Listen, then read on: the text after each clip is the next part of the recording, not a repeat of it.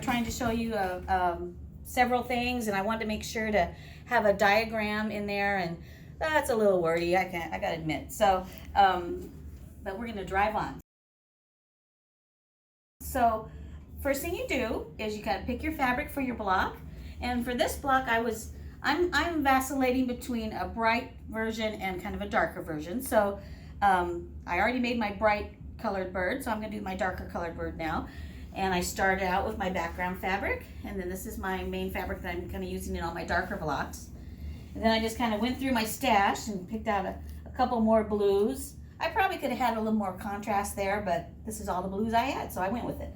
I had to pick something for the breast of the bird, and of course a little bit of material for the beak. So that's kind of what I rustled up yesterday when I was making my bird, and I think it works okay.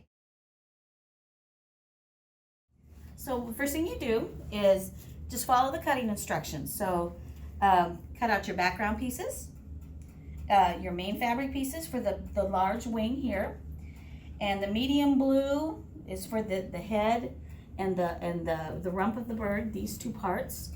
And the dark blue is for this bird and maybe the secondary wing. Then you need the fabric for the breast, and then the little piece of brown for the beak. Or you could do a lighter brown. This is up to you. It's your bird.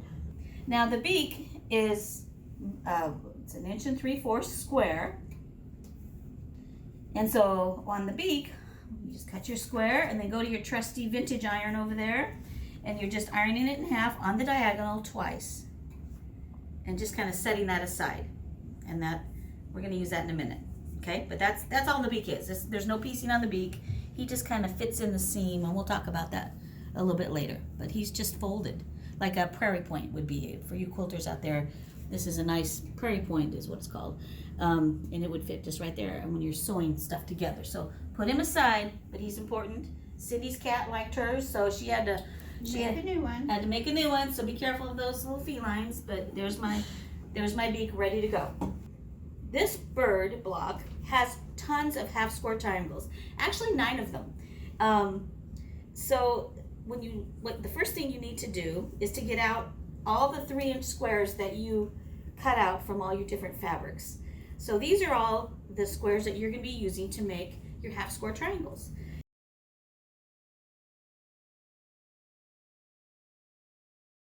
Two ways to make this half square triangle.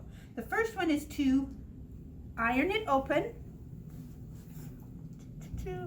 Boom. And then you get your little ruler. And I like this one, although a bigger ruler will do the same thing. So you're going to find this 45-degree angle on your ruler. Lay it right on that stitching line. Make sure it extends past the 2.5-inch mark and trim it. Then you turn it around and you measure it again, the 45-degree angle right on the stitching line.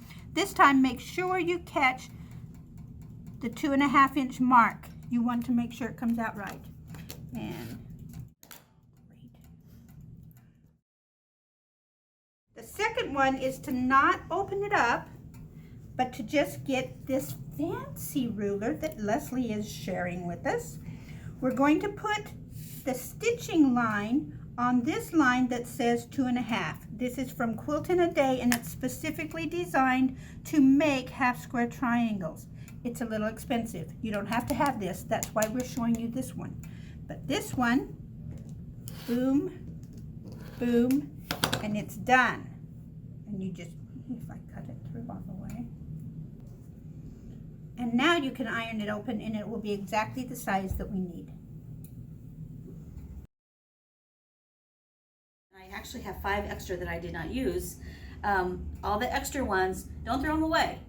Throw them in a little baggie or something with all your scrap pieces that might be still usable down the line, because you may need 1.5 inches of something and you already have it in your scrap bag that you can kind of recycle it. So, and we will have another block that we'll be able to use some of these with. So we don't know which one. We don't know how long away it is. So save them so you're not cutting the fabric again.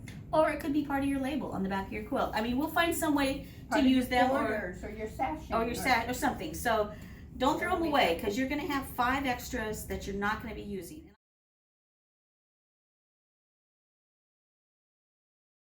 The snowballing is so that we can get this little bit of roundedness here and here. Yes. Oh, you already got it. Okay. And so when you make a snowball, you're cutting that little square and you're putting it in the corner of the 2.5 inch square in this case, or the 2.5 by 4.5 inch piece here. So make sure that you line it up with this edge. When you fold it back after sewing, it should match exactly. If it doesn't, it's not going to be 2.5 inch square. So before you cut it, fold it back, make sure that it matches, and then you go back and trim this so that it's only 1/4 inch seam, because you don't need that extra bulk underneath.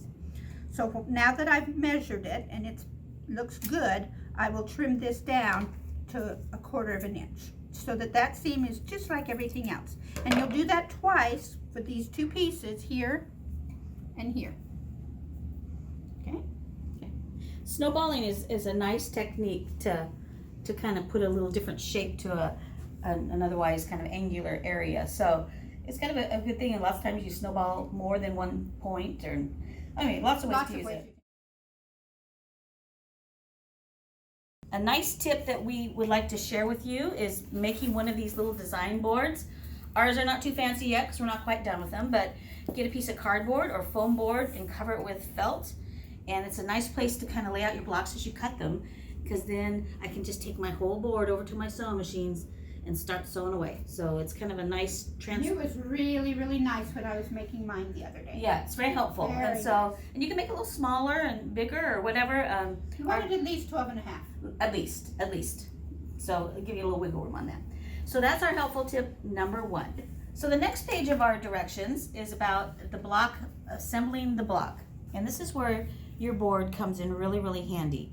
Because all I did when I was putting this all together is I just started laying it out. I laid out my background pieces, and then of course I have all my half square triangles. And do not freak out, because it is simply a puzzle. If you like to do puzzles, you're just putting puzzle pieces together. So each of these little things, of course, are 2.5 inches. 2.5, that's a little bit bigger because it takes the place of 2.5 inches. Anyway, all the math works. So so what you need to do is just lay out the whole thing, and then put your beak up here because he comes in handy later. And then I would have one suggestion. As I was kind of assembling this block, I was trying to figure out how to show you. So the best way to do it, as I explained on your handout, is to do the middle section first, this bird body. Do that first. So you will just take, so this to this, to this, to this, and there's a row. So this to this, of course this is done like that, to this, and there's that row. So this to this, to this, to, of course that looks like that now, after you've done your snowballing. So once you've snowballed those little special pieces, you sew this all together, this middle section right here. And it comes together just like and that. It comes together just like this, and I try to be real specific on how to do it, so hopefully it's good enough information. And then once you get the main body done, then you add on the 2 side pieces, and believe it or not, these will fit, barring any catastrophe or 1/2 inch seams or some other thing. So keep your 1/4 inch seams true, and these should fit just right, okay? Or pretty close. Yep. For what we need. They worked for me. They worked for me too. So do this first, add the side pieces. And then from there, it's pretty easy. Then you just add this piece. And you finish up making this piece, this, and this, make that piece, and you can probably sew these together and then sew this whole chunk together. Now, when I was putting mine together, I put my beak right here so it would match this seam, and it was awful. And I had to take it apart. So before you sew this piece on, we have to try to make that as close as possible. And see, that's way too low. Yeah. Oh yeah, he's up higher. Yeah, he needs to come. He'd be a bad bird. Right, and so you're going to overlap about like that. And you can pin him in. Absolutely. In the seam and kind of look at it, or you could even like baste him in and see if he once you're done. See, that's too much. Go down just a smidge. You may just have to play with your beak and see what works, because you're going to want them to be pretty close and not above the head. Right, kind of in line. I'm slightly above on mine, But I couldn't see it. but I'm not worried enough about it enough to fix it, so I'm going with that. So the beak should probably kind of be in line with that line right there, Or as close as you can or get. close. Or if you want your, it's your beak, you can. You can make it a little lower. You Give can him do- a forehead. Yeah, give him a forehead, he'll be happy. I'm a side presser. I guess that's what it's called. I'm a side presser. I usually press to the dark, and that's a very traditional way of pressing quilt pieces because it used to be a stronger way to reinforce the quilt, and it's very traditional. But nowadays, we have some side piecers, some open piecers. And so they will piece it open this way instead of to the side. It does give you less, when you press seams open versus to the side, it does give you less bulk at intersections. That is an advantage of that. And either way is correct, and whatever works for you. So I just wanted to mention that there are both ways to do it. Neither is right or wrong. Out of habit, I'm a side presser. Me too. Side presser.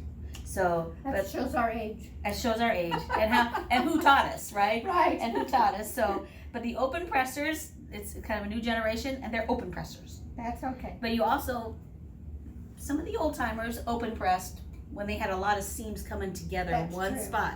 They would say, "Oh, we have to open press on this one." So, so don't be dismayed if you're either one. Either one is correct. But make sure that you're pressing as you're sewing. Oh yes. Because that can throw off your 1/4 inch Yes. seams as well. The size of your block depends on how well you've pressed. So press each of the seams before you sew it to another piece. And actually, I'm quite a pinner. I like to pin. Some people are not pinners. Some people kind of do it without a lot of pinning. I think I'm an over pinner to some degree, but it helps me be accurate. Like I put probably pin when I'm sewing this on. I probably put 3 pins in there just to make sure it's one pin here, one pin here, and one in the middle somewhere to make sure it's all flowing well. So I'm a pinner, and it helps pressing and pinning as a beginner, especially. Right. The other tip that we had for you on the handout this time was this really great graph paper that I use to kind of sketch out the block.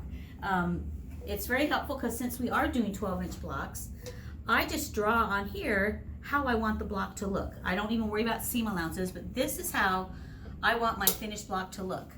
And I use this great 12-inch graph paper that you can get at quilt shops, or I think Joann's has it too, or online, wherever your source is. And then all I have to do once I kind of have drawn a block out is just kind of figure how big I need to cut it to allow for the seam allowances.